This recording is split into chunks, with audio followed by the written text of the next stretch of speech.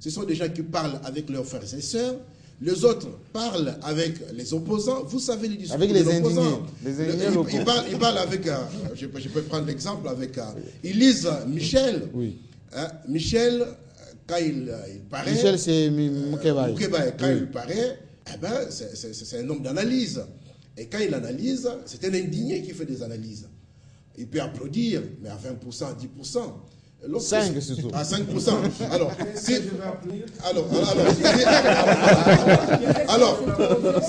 Si nos amis les indignés, qui constituent tout un réseau, ne lisent que Michel Moukébaye, vous pensez qu'ils auront un autre son de cloche? Non.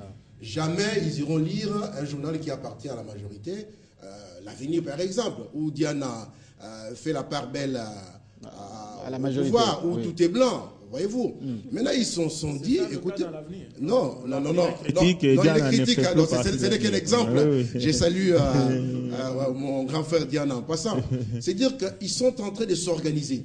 Ils ont manqué un leader qui pouvait les organiser. C'est là où je vous critique, vous de la majorité, vous qui me regardez. Oui, vous prenez l'argent de Joseph Kabila, vous bouffez cet argent, mais vous êtes incapable de vous organiser. Vous êtes incapable d'organiser les circuits de communication pour que l'information circule. C'est à peine que j'ai vu Lubamba, qui est maintenant, qui a un site qui donne les informations. C'est à peine que j'ai vu Jean-Marie Kassam revenir en 2006 avec WW5 Château. Avant, est-ce qu'il le faisait? Mais combien n'ont-ils pas amassé comme argent de la part du chef de l'État? C'est un manque de vision, tout simplement. C'est ça le vrai problème. J'ai salué ces gens qui s'organisent aujourd'hui, qui font circuler les informations, et voilà comme résultat... méritent un appui. Hein. Ils méritent un appui. Voilà comme résultat, les gens sortent, ils disent, mais comment? Tout ce qu'on nous disait là, c'est pas ça. Ils appellent, non. Il y a à boire, il y a à manger. Alors, il faut encourager, et voilà. Justement, et on signale par ailleurs... Il faut les encourager, monsieur. Et on signale par ailleurs que la France... a fait incarcérer un certain nombre d'indignés, justement, qui brandissaient des armes pour menacer. Mais le chef de l'État l'a dit. Oui, justement. En 2005, on avait aussi arrêté ceux qui avaient du gaz lacrymogène lorsqu'on nous a dispersés à la place de la Chapelle. Oui, on était ensemble d'ailleurs, avec Vital Kamere. J'espère qu'il s'en rappelle d'ailleurs. Voilà. Qui était parce que la façon dont il a quitté la salle, sous notre petite protection. Ça doit rester le meilleur souvenir de sa carrière. Tout à fait. Alors, on aimerait maintenant revenir sur ce que Mike Moukébaye titrait dans son dernier numéro. Joseph Kabila face à la presse, il dit encore une fois il a raté sa sortie. Alors expliquez-nous pourquoi c'est une sortie ratée. J'aimerais d'abord Clément a dit quelque chose de fondamental et c'est très bien que Jean-Marie laisse passer ça. Je crois que les téléspectateurs ont suivi. Il dit qu'ils ont amassé de l'argent. Ici, les gens amassent de l'argent. Ça, c'est très bon, Clément. Les téléspectateurs ont suivi. Donc, les gens amassent de l'argent autour du chef de l'État. C'est toi qui l'as dit, c'est pas moi. Donc, ils amassent pour en retour faire la com pour le chef de l'État. Ils viennent pas travailler, mériter d'un salaire, ils viennent amasser. Ça, c'est très bien, les téléspectateurs ont suivi. J'ai suivi la conférence de presse du chef de l'État. En tant que citoyen, en même temps, en tant que journaliste et très proche de l'opinion de mes compatriotes. En tant qu'indigné aussi. Oui, en tant qu'indigné. Je travaille depuis 20 ans, je suis incapable d'acheter une maison avec mon salaire, avec mes revenus, donc je ne peux qu'être indigné, c'est normal. Ça fait 20 ans que je suis journaliste et que je ne peux qu'être indigné. Pour gagner de l'argent, il faut que je sois proche d'un pouvoir politique donné et je ne peux être qu'indigné parce que je ne le veux pas. Donc c'est ça. Donc je voudrais gagner 2 mois des MMA parce que je le mérite, je ne suis pas un idiot. Donc voilà pourquoi je suis indigné. Bon, alors j'allais dire ceci, j'ai été très déçu sur plusieurs points dans la conférence de presse du chef de l'État. D'abord, le chef de l'État nous dit que à sa connaissance, il y a des colonnes en cravate en prison. Je ne sais pas lesquels. Aucun. Comment aucun. Il y a un ministre en prison. Il y a des généraux en prison. Non. Il suffit pas d'envoyer des gens en prison. Il faut les juger et les condamner. S'ils méritent d'être acquittés, les acquitter. Non, je ne connais pas un seul procès. La DG de l'OCPT. Je vais y aller. La DG de l'OCPT. Non, je ne connais pas de jugement prononcé contre un mandataire ou contre un ministre. L'ADG de l'OCPT est à Makala. Il est en train de dire que s'il me fait un procès, ils vont mourir avec moi. Pourquoi on ne fait pas un procès? Qu'est-ce qu'on attend? Comment il s'appelle, Roger Yagi, banque congolaise. Il réclame un procès, pourquoi on ne veut pas lui faire un procès? On ne voit ça qu'en République démocratique du Congo, un homme sur qui pèse des présomptions, qui est interpellé, qui réclame un procès, on ne veut pas le lui faire. Mais sur la... Alain Ilunga, CEP, DG adjoint, a été interpellé ici au parquet des grandes instances. Et logé à Makala, j'ai dit logé, pas emprisonné. Comment logé? C'est une prison. Logé, il est resté pendant 3-4 mois. Il a repris ses fonctions ici. Je prends un autre exemple, c'est même très grave, les chefs d'État nous demandent... Mais pourquoi vous revenez que sur un point? Par exemple, sur le plan... Je vais passer. On va orienter... C'est très grave, Jean-Marie. Pourquoi j'insiste sur ce point? Parce que j'estime que le grand fléau qui mine les Congos, c'est la corruption. Si nous pouvons arrêter cette hémorragie, ça nous fera beaucoup d'argent.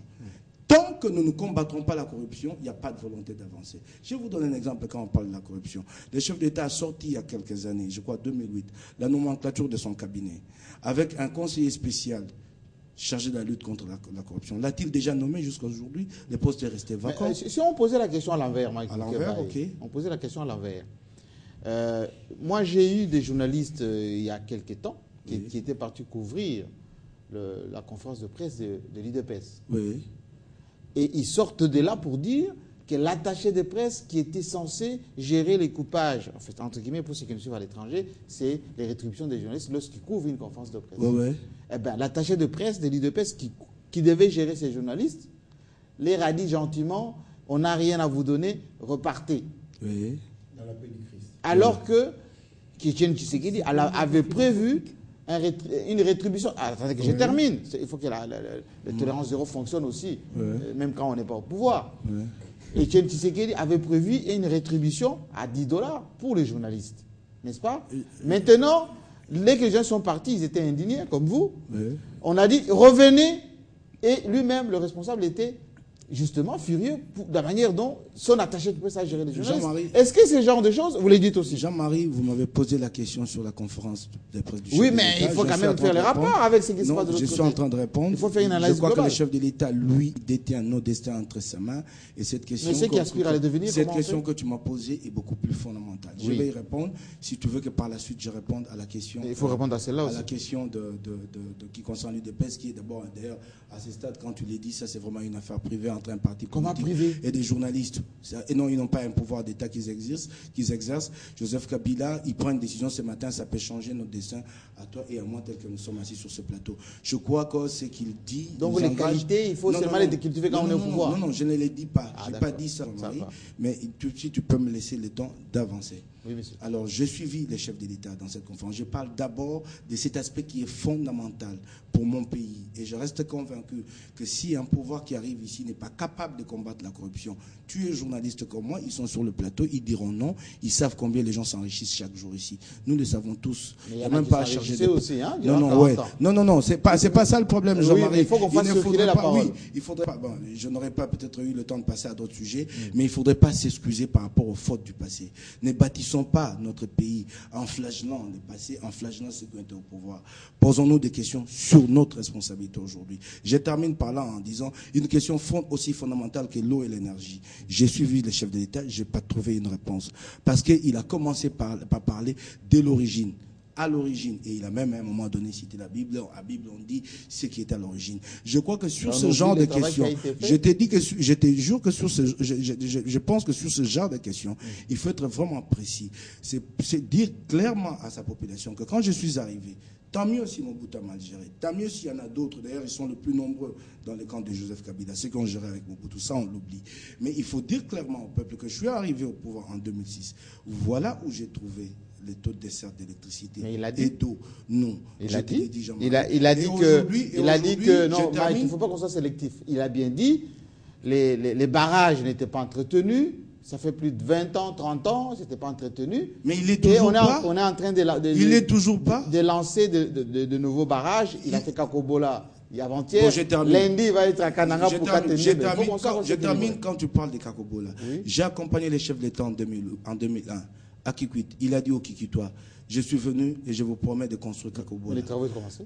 Non, on va y aller. Je l'ai accompagné encore dans sa suite, en 2008 avec Gizenga. Cette fois-là, il a dit, je ne viens pas pour vous promettre l'argent à Kinshasa. Je prends mon hélico, je vais visiter les sites. J'étais là en tant que journaliste. Ce n'est pas toujours fait depuis 2008. Non. En 2008, le chef de l'État avait dit, je ne viens pas pour promettre l'argent et à Kinshasa. Je prends mon hélico pour visiter les sites. Sitôt rentré à Kinshasa, on commence les travaux. Et maintenant, la veille des élections, on va inaugurer. Voilà. Alors, il l'a fait au moins. Bon, revenons. Alors, ça, c'était l'indigné qui parlait, qui n'a pas trouvé de mots dans cette conférence. Alors, je ne veux pas revenir sur ce que Mike vient de dire. J'ai de remarques à faire sur le point de vue de la forme et du fond. Sur le point de vue de la forme, j'ai aimé. J'ai trouvé un chef de l'État détendu. Peut-être que parce qu'il avait en face de lui des journalistes habitués, qui sont les mêmes qu'on invite. Il y avait beaucoup de presse internationale. Peut-être Clément Zao n'a pas eu la chance. Non. Mis à part les amis de la presse internationale, mais du moins, le chef de l'État est familier à la plupart des journalistes qui étaient là. Du moins, il est là depuis 5 ans quand même. J'ai été content. Il était bien entendu devant les membres du cabinet. Lorsque vous faites une interview, lorsque vous avez à vos côtés vos proches, ça vous sécurise. C'est reconnu scientifiquement. J'ai aimé l'été détendu, peut-être que tôt le matin, il est bien sorti de sa maison, parce que très souvent, quand on sort de la maison furieux, c'est sur les autres que ça retombe.